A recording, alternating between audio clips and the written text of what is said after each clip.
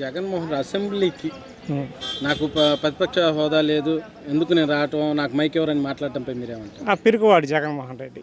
ఇప్పుడు ఆ రోజుల్లో చంద్రబాబు నాయుడు 25 సీట్లు వచ్చినా అసెంబ్లీలో కూర్చొని పోరాడాడు ప్రజల కోసం. 11 సీట్లు వస్తే ఏమైంది? పోరాడు వచ్చి సమస్యలను లేవెత్తు. నేను గెలిపించింది దేనికి?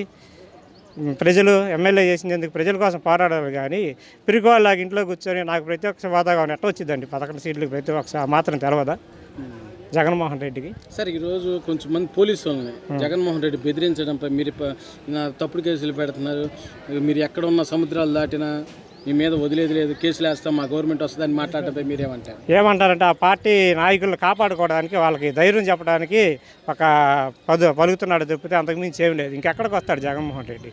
ప్రజలు చూశారు ఒక్కసారి అని చెప్పి రాజశేఖర రెడ్డి కుమారుడు కదా, బాగా చేస్తాడని చెప్పి ఒక్కసారికి అవకాశం ఇచ్చారు. ఇక రెండోసారి ఎవరు ఇక ఆ సైకోకి? ఎందుకంటే చూశారుగా